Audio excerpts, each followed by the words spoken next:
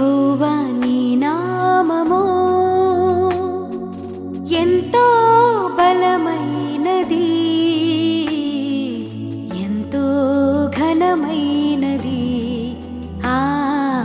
ఎంతో ఘనమైనది. యెహోవా నీ నామము. మోషే ప్రార్థించగా మన్నాను కురిపించితివి. మోషే ప్రార్థించగా మన్నాను కురిపించితివి. యెహోషువ ప్రార్థించగా సూర్య చంద్రుల నాపితివి. సూర్య చంద్రుల నాపితివి. యెహోషువ ప్రార్థించగా సూర్య చంద్రుల నాపితివి.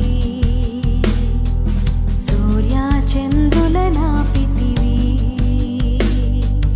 యెహోవా నీ నామము. దహన బలి అర్పించి చాలించిన వెంటనే సమూయేలు వచ్చెను. సౌలు అతని కలుసుకొని అతనికి వందనము చేయుటకై బయలుదేరగా సమూయేలు అతనితో నీవు చేసిన పని ఏమని అడిగాను. అందుకు సౌలు, జనులు నా యొద్ద నుండి చెదిరిపోవుటయు, నిర్ణయ కాలమున నీవు రాకపోవుటయు, ఫిలిష్తీయులు మిక్మషులో కూడి ఉండటయు నేను చూచి ఇంకను యెహోవాను శాంతిపరచక మునిపే ఫిలిష్తీయులు గిల్గాలునకు వచ్చి నా మీద పడుదురనుకొని నా అంతట నేను సాహసించి దహన బలి అర్పించితనెను. అందుకు సమూయేలు ఇట్లా నేను నీ దేవుడైన యెహోవా నీకు ఇచ్చిన ఆజ్ఞను గైకొనక నీవు అవివేకపు పని చేసితివి. నీ రాజ్యమును ఇశ్రాయేలుల మీద సదాకాలము స్థిరపరచుటకు యెహోవా తలచిండెను. అయితే నీ రాజ్యము నిలువదు. చూడండి, మూడవ అనుభవం యాక్సిడెంటల్ జోన్, ప్రమాదం జరిగే స్థలం. మూడవ అనుభవం ఏంటంటే మన యొక్క అర్జెంట్ అవసరతలో మన పాపం చేపిస్తాయి. నేను ఏదో అన్నట్టున్నాను, ఏదన్నాను, ఏమన్నానా చెప్పు. చిన్న నువ్వు చెప్పు, పెద్దోడు నువ్వు చెప్పు. అర్జెంట్ అవసరతలు ఏం చేస్తే పాపం చేపెత్తాయి.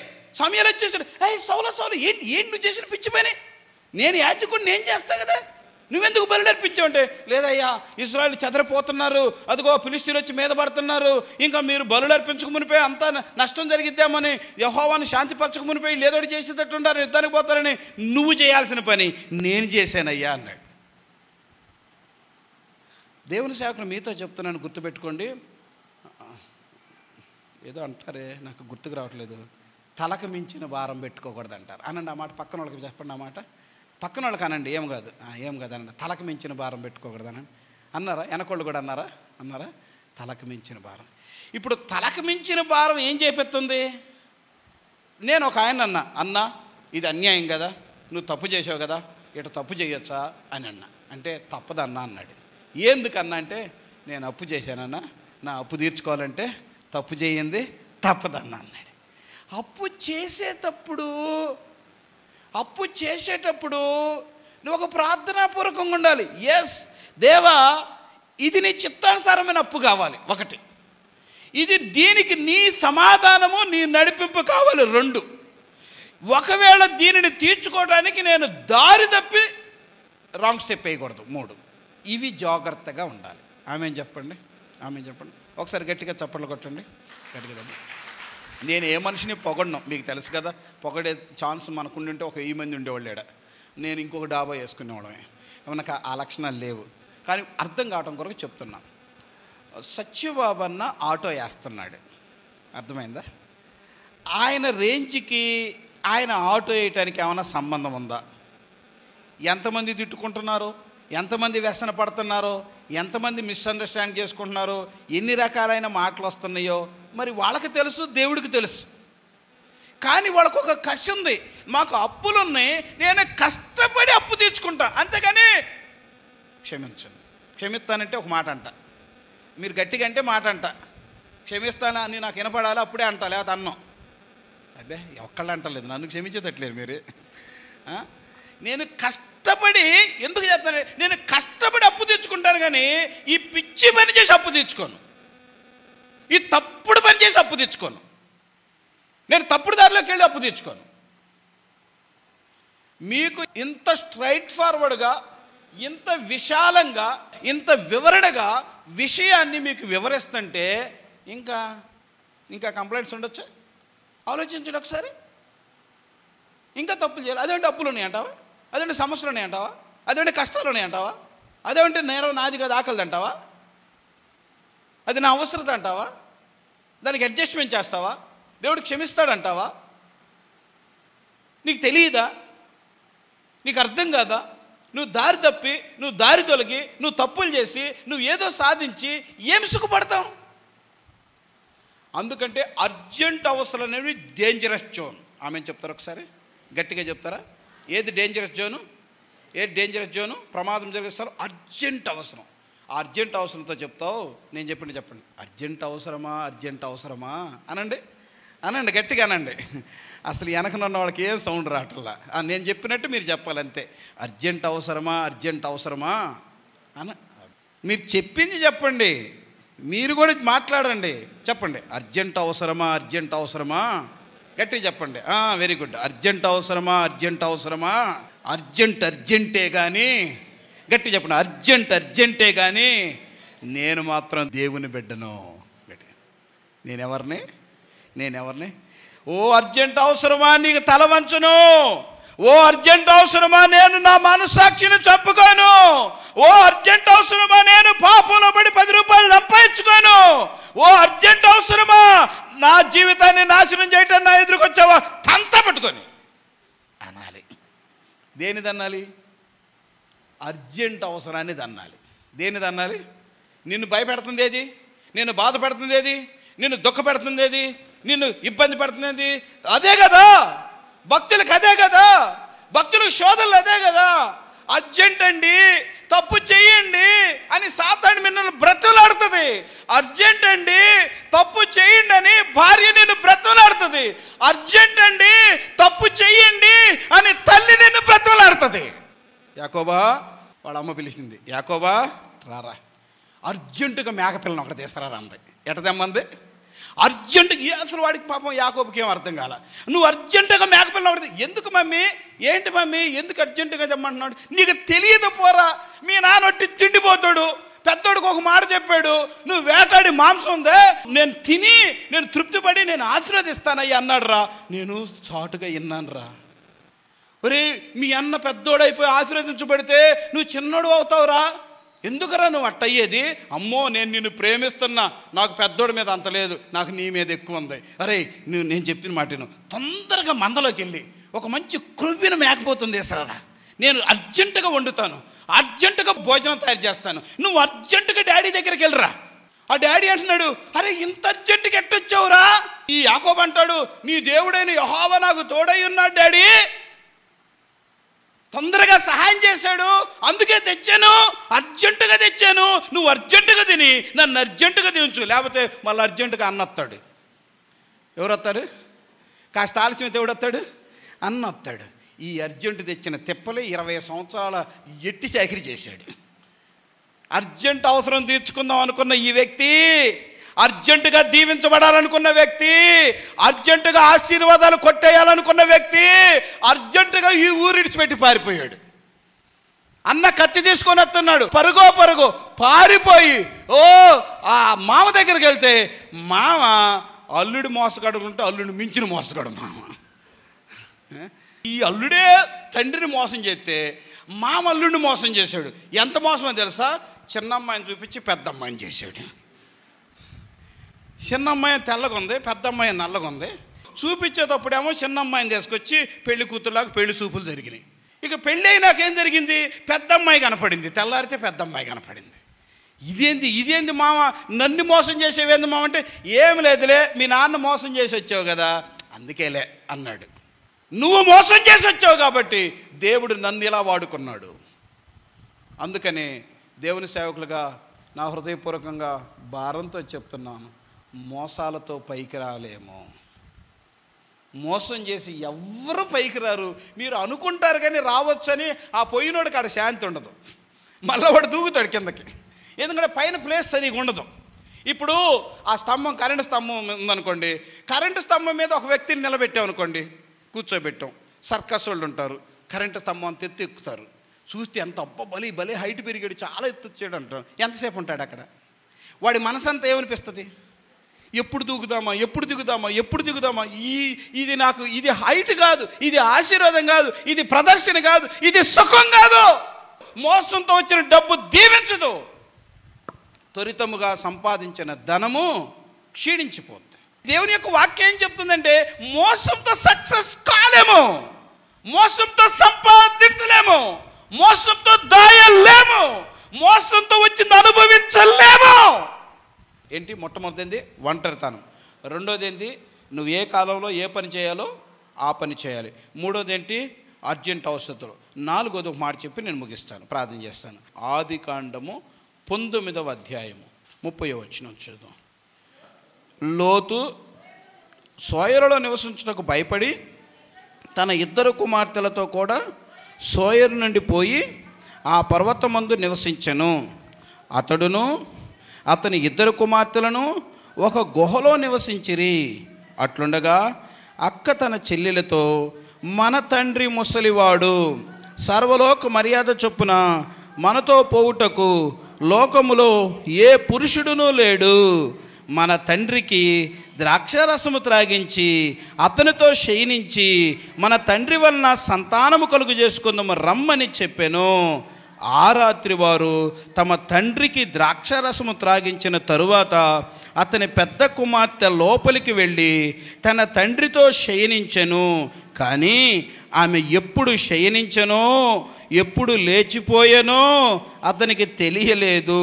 మరునాడు అక్క తన చెల్లెలను చూచి, నిన్నటి రాత్రి నా తండ్రితో నేను శయనించి తిని ఈ రాత్రి అతనికి ద్రాక్షారసము త్రాగించిన తరువాత నీవు లోపలికి వెళ్ళి అతనితో శయనించుము, అలాగున మన తండ్రి వలన సంతానము కలుగు చేసుకుందామని చెప్పెను. ఆ రాత్రియు వారు తమ తండ్రికి ద్రాక్షారసము త్రాగించిరి. అప్పుడు ఆ చిన్నది లేచి అతనితో శయనించెను. ఆమె ఎప్పుడు శయనించెనో ఎప్పుడు లేచిపోయానో అతనికి తెలియలేదు. అలాగున లోతు యొక్క 2 కుమార్తెలు తమ తండ్రి వలన గర్భవతులైరి.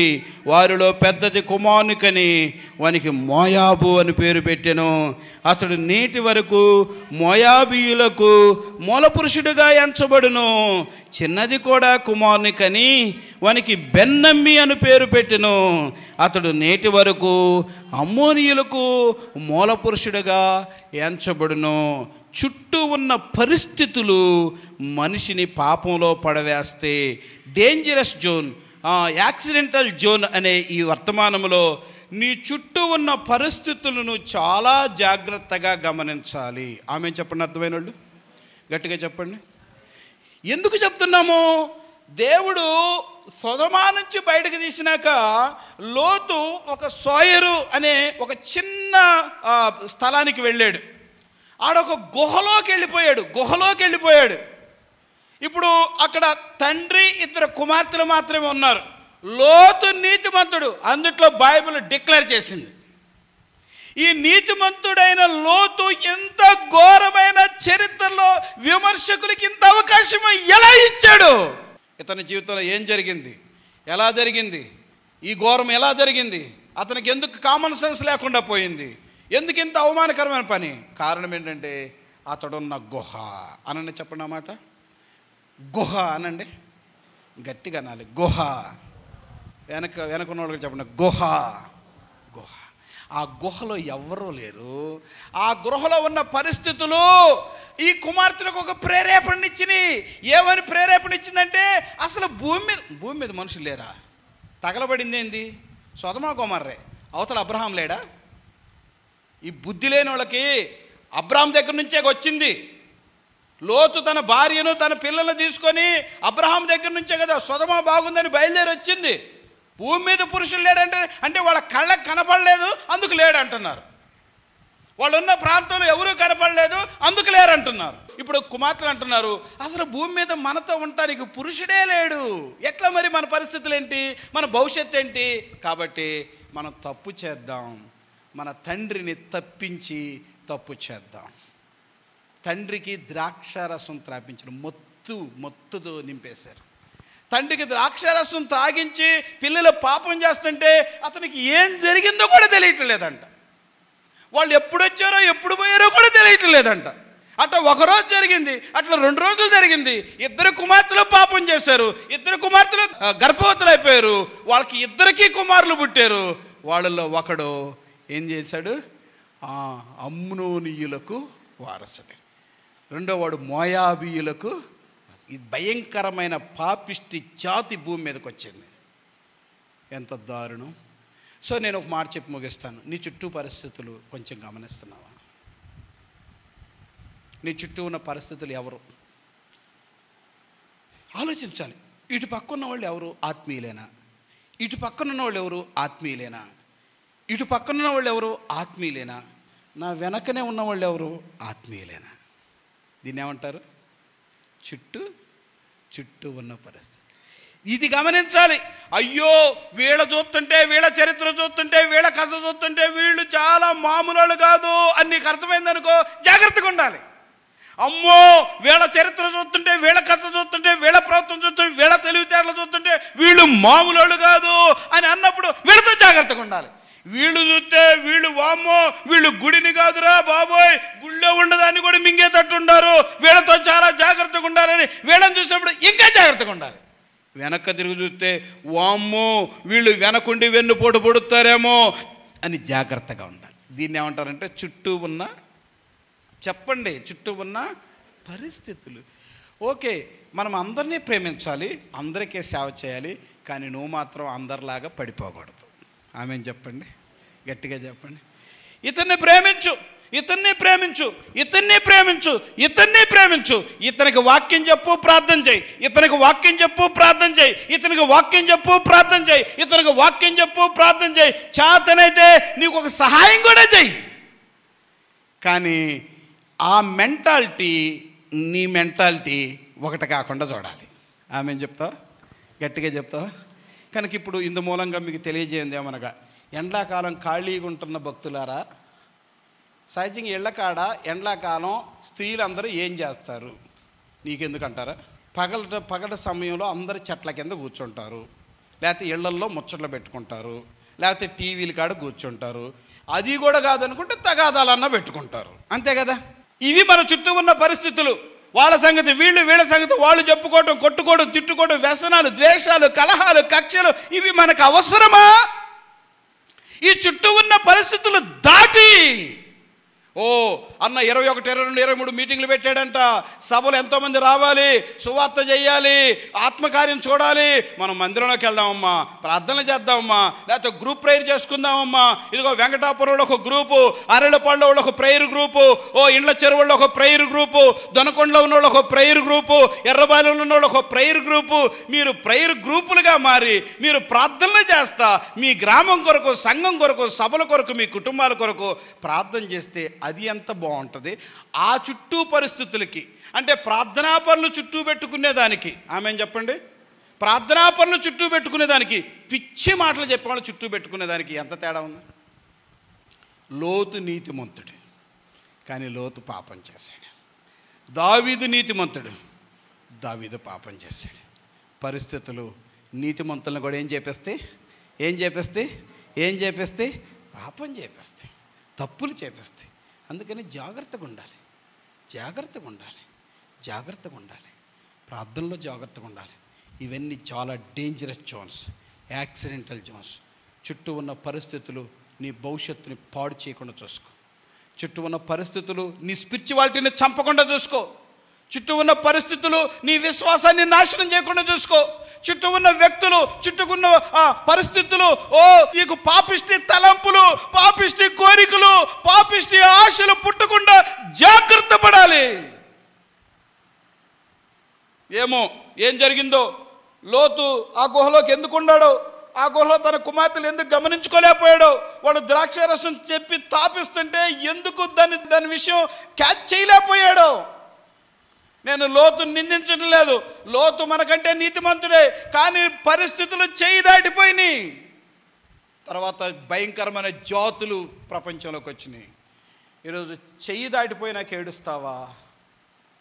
చుట్టూ ఉన్న పరిస్థితులు నిన్ను సర్వనాశనం చేసి నీ చెయ్యి దాటిపోయినాక నువ్వు ఏడిస్తే ఏం లాభం? ఇంత వర్తమానం అందినాక, ప్రభువా నా పరిస్థితి ఈ పరిస్థితి ఒకే రకంగా ఉంది, నా చుట్టూ ఉన్న పరిస్థితులు సరిగా లేవు, నన్ను బలపరచలేదు, నన్ను పరిశుద్ధులుగా చేయలేదు, నా దర్శనం పోయింది, నా ఆత్మీయత పోయింది, నా భారం పోయింది, నా తపన పోయింది అని ఇప్పుడు నువ్వు కనుక ప్రార్థన చేసుకుంటే నీ జీవితాన్ని దేవుడు మరలా లేపుతాడు. గట్టిగా చప్పట్లు కొట్టి దేవుని మరలా లేపుతాడు. సో నా ఆత్మీయ బిడ్డలను కాపాడుకునే బాధ్యత నాపై ఉంది కనుక మీకు ఎంత వివరంగా చెప్పగలమో అంత వివరంగా చెప్పాం. అయినా నువ్వు దీన్ని మిస్యూజ్ చేస్తే నువ్వే జవాబుదారివి, నువ్వే లెక్క చెప్పుకోవాల్సి వస్తుంది, నీ జీవితానికి నువ్వే లెక్క చెప్పుకోవాల్సి వస్తుంది. కనుక మన పాపములు ఎంత గొప్ప భక్తులైనా పాపంలో పడవేస్తే 4 కారణాలు చెప్పాను. మొదటి కారణం ఏంటి చెప్పండి? మొదటి కారణం ఏంటి? ఒంటరితనము. రెండవ కారణం ఏంటి? ఏ టైంలో ఏ స్థలంలో ఎక్కడ ఉండాలో అక్కడ ఉండి ఏ పని చేయాలో ఆ పని చేయకపోవటము రెండవ కారణం. మూడోది అర్జెంట్ అవసరతలు నిన్ను శోధిస్తాయి. 4వ కారణం నీ చుట్టూ ఉన్న పరిస్థితులు నిన్ను పడవేసే ప్రమాదం ఉంది. జాగ్రత్త సుమ, జాగ్రత్త సుమ, జాగ్రత్త సుమ. నువ్వు ఊరు విడిచిపెట్టి వెళ్ళిపోతున్నావు. కొంతమంది బెంగళూరు వెళ్ళినాక ఇక్కడున్న భక్తి పోయింది, కొంతమంది ఇతర ప్రాంతాలకు పనులకు వెళ్ళాక ఇక్కడున్న భక్తి పోయింది. నేను అడిగే, ఎందుకన్నా ఇలాగ చేసావు? నీకు బాప్తిస్మం ఇచ్చాను కదా, నీ గురించి ఎన్ని చోట్ల నిలబెట్టి సాక్ష్యం చెప్పాను కదా, ఎందుకు ఇలా చేసావు అని అడిగితే, అన్నా నాకున్న పరిస్థితులు అలాగున్నాయి అన్నా, అక్కడ పరిస్థితులు అలాగ ఉన్నాయి, అక్కడ సరైన మందిరం లేదు, సహవాసం లేదు, అక్కడ భక్తి లేదు, అయిపోయిందన్నా, నేను పడిపోయానన్నా. కనుక జాగ్రత్త. మీరు వెళ్ళే పనుల కాడ జాగ్రత్త, మీరు చేసే వ్యాపారాల కాడ జాగ్రత్త, మీరు చేసే ప్రయాణాల కాడ జాగ్రత్త, మీరు చేసే ఉద్యోగాల కాడ జాగ్రత్త, జాగ్రత్త, జాగ్రత్త, జాగ్రత్త. అద్భుతమైన అనర్గళంగా ప్రపంచాన్ని చక్కగా అడ్రస్ చేయగలిగిన వ్యక్తి బిల్ క్లింటన్, అమెరికా మాజీ అధ్యక్షుడు బిల్ క్లింటన్. అతను మాట్లాడితే ఎదురుగా ఎవరు నిలబడలేరు. అద్భుతమైన వక్త, అమెరికాకే అధ్యక్షుడు. కానీ తన ప్రక్కనున్న సెక్రటరీతో పాపంలో పడిపోయి అమెరికాలో ఉన్న ఆ ఉన్నత స్థానాన్ని ఒక్క దెబ్బలో పోగొట్టుకున్నాడు. సెక్రటరీ తన సీటును నాశనం చేసింది, తన కెరియర్, తన భవిష్యత్తును నాశనం చేసింది. జాగ్రత్త సుమ, జాగ్రత్త సుమ. నీ ఫ్రెండ్స్తో జాగ్రత్త, నీ సెక్రటరీలతో జాగ్రత్త, నీ మేస్తులతో జాగ్రత్త, నువ్వు వెళ్ళే స్థలాల్లో జాగ్రత్త, నువ్వు చేసే ప్రయాణాల్లో జాగ్రత్త, నువ్వు ఉండే ఒంటరితనంలో జాగ్రత్త, నీకున్న అర్జెంట్ అవసరతల్లో జాగ్రత్త, నువ్వు చేయాల్సిన పనిలో చేయకుండా వేరే ప్రాంతానికి వెళ్తున్నావా, వేరే పనిలో ఉన్నావా, జాగ్రత్త. నీ చుట్టూ ఉన్న పరిస్థితులు నిన్ను చంపేస్తే జాగ్రత్త. ఇది ప్రసంగం అనుకుంటే నువ్వేం మేలు పొందవు. ఇది నా లైఫ్, దేవుడు నా లైఫ్తో మాట్లాడాడు, దేవుడు నా లైఫ్తో మాట్లాడాడు, it's the matter of my life అని నువ్వు అనుకుంటే నువ్వు గొప్ప వ్యక్తి అవుతావని నేను మాటిస్తున్నాను. మోకరిద్దాం, ప్రార్థన చేసుకుందాం. మోకరించి ప్రార్థన చేస్తూ ప్రభు బలలోకి వెళ్ళే బిడ్డలారా, పరీక్షించుకుంటారా? ఒక్కసారి పరిశీలన చేసుకుంటావా? ఏ జోన్లో నువ్వు పడిపోయావో, యాక్సిడెంషియల్ జోన్లో నువ్వు ఉంటే, దేవా నన్ను క్షమించయ్యా. పరిచారకులు వచ్చి ఇవన్నీ సిద్ధపరచండి. దేవా నన్ను క్షమించండి అయ్యా, దేవా నన్ను క్షమించండి అయ్యా. వందనాలు నమ్మదగిన తండ్రి, నీకు వందనాలు. జీవం కలిగిన దేవా నీకు వందనాలు. జీవాధిపతి నీకు వందనాలు. మంచి తండ్రి నీకు వందనాలు. మహాగణుడ నీకు వందనాలు. మహోన్నతుడ నీకు వందనాలు. ఆత్మీయ బిడ్డలకే వందనాలు, ఆత్మీయ సందేశంకే వందనాలు. నీ బలను బట్టి వందనాలు, నీ బిడ్డలు సమర్పించుకున్న కానుకలను బట్టి వందనాలు, నీ బిడ్డలు చేస్తున్న ప్రతి విధమైన పరిచర్యలను బట్టి వందనాలు. ప్రభా, బిడ్డలు ఎండకు తిరిగి వెళుతున్నారు, వారికి మీరు తోడుగుండండి, భద్రపరచండి. ప్రభా, యాక్సిడెంటల్ జోన్స్ గురించి మాట్లాడాం. ప్రమాదము జరుగు స్థలములలో ఈ లోకమే ఒక ప్రమాదము జరిగే స్థలం నాయన. లోకంలో ఉన్నదంతా ఈ శరీరాశ, నేత్రాశ, జీవపు డంబం నాయన. నీ వాక్యం సెలవుస్తుంది, నేను తోడేళ్ల మధ్యకు గొర్రె పిల్లలను పంపించినట్లు మిమ్మల్ని పంపిస్తున్నాను, మీరు పాముల వలె వివేకులను, పావురముల వలె నిష్కపటులమై ఉండమన్నావు నాయన. దేవా దేవా దేవా సహాయం చేయండి, దేవా సహాయం చేయండి. మా ఆత్మీయ బిడ్డలను కాపాడండి, మా ఆత్మీయ బిడ్డల చుట్టూ మీ కంచె వేయండి, మా ఆత్మీయ కుటుంబాల చుట్టూ మీ కంచె వేయండి, ఆత్మీయ పురుషుల చుట్టూ మీ కంచె వేయండి, ఆత్మీయ సిస్టర్స్ చుట్టూ మీ కంచె వేయండి ప్రభువా. వారు ఆత్మీయంగా బలంగా ఉంటే వారిని చూసి అనేక మంది రక్షించబడతారయ్యా, వాళ్ళు బలహీనలైతే అనేక మంది బలహీనపడతారయ్యా. దేవా మీరే సహాయం చేయండి, మీరే దయ చూపించండి, మీరే కృప చూపించండి, మీ ఆత్మకార్యం జరిగించమని ప్రార్థన చేస్తాను. నీకే వందనాలు స్తోత్రాలు చెల్లించుకుంటున్నాం. నీకు రాకడ ఆలస్యమైతే ప్రభువా మరి సభల్లో ఉద్యమాన్ని చూడాలయ్యా, చూడాలయ్యా, చూడాలి. సంఘమంతా పాల్పొంపులు పొందాలి. దీనికి కావాల్సిన ఆర్థిక నిధులు, ఆహార పదార్థపు నిధులు, ఓ ప్రభువా వస్త్రాల నిధులు, ప్రభువా దానికి సంబంధించిన ఎక్విప్మెంట్స్, సిస్టమ్, ప్రభువా నేను బ్యానర్స్, ప్లాంప్లెట్స్, వాల్ పోస్టర్స్, ఓ ప్రభువా మరి దానికి సంబంధించిన వర్తమానికులు, ఓ తండ్రి దానికి సంబంధించిన వాహనాలు, ఓ సంబంధించిన ప్రతి విషయాలు నేను ప్రతి అంశము విశ్వాసపూరితంగా పొందాలి, ప్రతి అంశము పరిశుద్ధంగా పొందాలి, ప్రతి అంశము నీకు మహిమ తెచ్చే విధంగా ఉండాలి నాయన. అటు రీతిగా మీరు దీవించండి. మీరు అక్కడ ఆలస్యమైతే అనేక స్థలాల్లో అనేక జిల్లాలకు ద్వారాలు తెరవండి. నమ్మకమైన పరిచారకులు కావాలి. కోత ఎంతో విస్తారంగా ఉంది, కోసేటి పని వారు కొదువుకున్నారు, కనలేకపోయాం, సేవకులను కనలేకపోయాం, సేవకురాలను కనలేకపోయాం. ప్రభువా క్షమించమని అడుగుతున్నాను. మరొక సహాయం దయచేయండి, మరొక అవకాశం దయచేయండి. అన్ని విషయాలు నీకు అప్పగించుకుంటూ ఎవరికొరకు ప్రార్థిస్తామని మాట ఇచ్చే వారందరినీ దీవించండి. నీట్ ఎగ్జామ్స్ రాస్తున్న బిడ్డలు మీరు దీవించండి. నిశ్చితమైన మా సంఘం నుంచి డాక్టర్స్ను మీరు తయారు చేయండి. మా సంఘంలో ఒక మంచి వైద్యులు కావాలి ప్రభువా, అట్టి కృప దయచేయండి. నీ చేతికి అప్పగించుకుంటే నేను తగ్గించు. వివాహాలకు అవసరం పెట్టి నీ చేతిలో పెడతా. యేసు నామములో స్తుతించి ప్రార్థన చేస్తున్నాము తండ్రి, ఆమేన్. మన తండ్రి అయిన దేవుని ప్రేమ, కుమారుడైన యేసయ్య కృప, పరిశుద్ధాత్మ దేవుని అన్యోన్య సహవాసము సదాకాలము మనందరికీ తోడై నడిపించును గాక. ఆమేన్. యెహోవా నీ నామము ఎంతో బలమైనది, ఎంతో ఘనమైనది, ఎంతో ఘనమైనది. యెహోవా నీ నామము.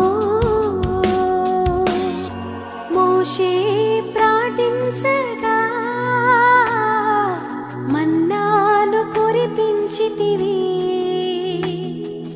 మోషే ప్రార్థించగా మన్నాను కురిపించితివి. యెహోషువ ప్రార్థించగా